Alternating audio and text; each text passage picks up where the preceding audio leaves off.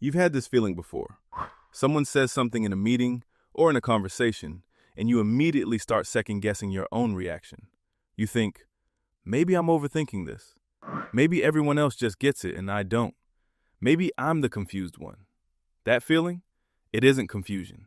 It's actually a sign of something most people don't know how to read in themselves. There are people walking around right now who are significantly more intelligent than they believe, not because they're hiding it, but because the very way their mind works makes it almost impossible for them to see it clearly. Here's the first sign. They ask more questions than they answer, not because they don't know things, because they notice what they don't know, and that noticing is uncomfortable. Most people are fine with surface-level answers.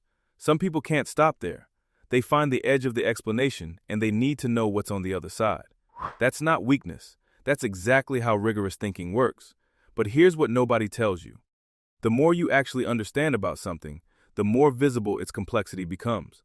And when complexity is all you can see, you start to feel lost, even when you're the most clear-eyed person in the room. This is where it gets strange. Psychologists who study self-perception have found something that should unsettle you a little.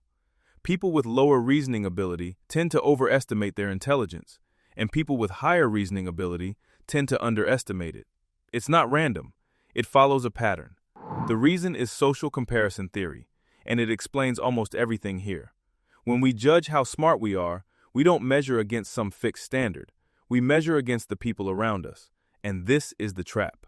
Highly intelligent people tend to surround themselves with other highly intelligent people, or they spend their time reading, studying, and absorbing the thinking of exceptional minds.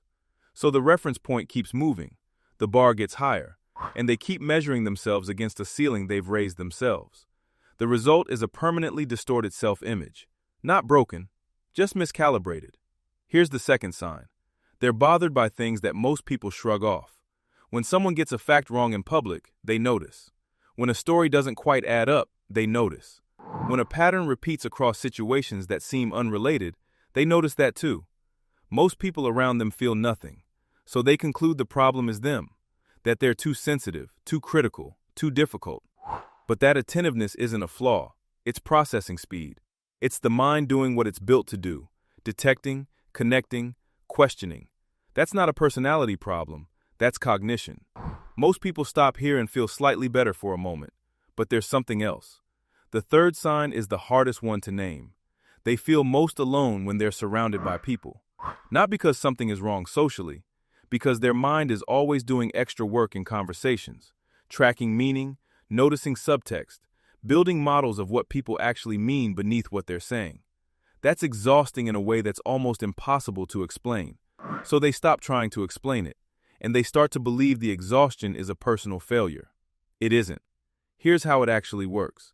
Intelligence doesn't announce itself. It doesn't feel like confidence from the inside. It feels like doubt.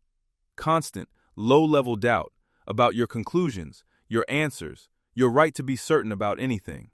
The people who never doubt, they're often not thinking deeply enough to find the edges. You found the edges. That's different. Research in behavioral psychology shows that self-awareness and cognitive ability are deeply connected, and self-awareness almost always produces some degree of dissatisfaction with your own thinking. The mind capable of evaluating itself will always find something to critique. That doesn't mean you're broken. It means the instrument is working. The quiet ones who overthink. The ones who ask a second question when everyone else moved on. The ones who feel like outsiders in their own conversations. They're not falling behind. They're just running a different process. And the fact that you recognized yourself somewhere in this, that recognition itself is the thing. The question isn't whether you're more intelligent than you think.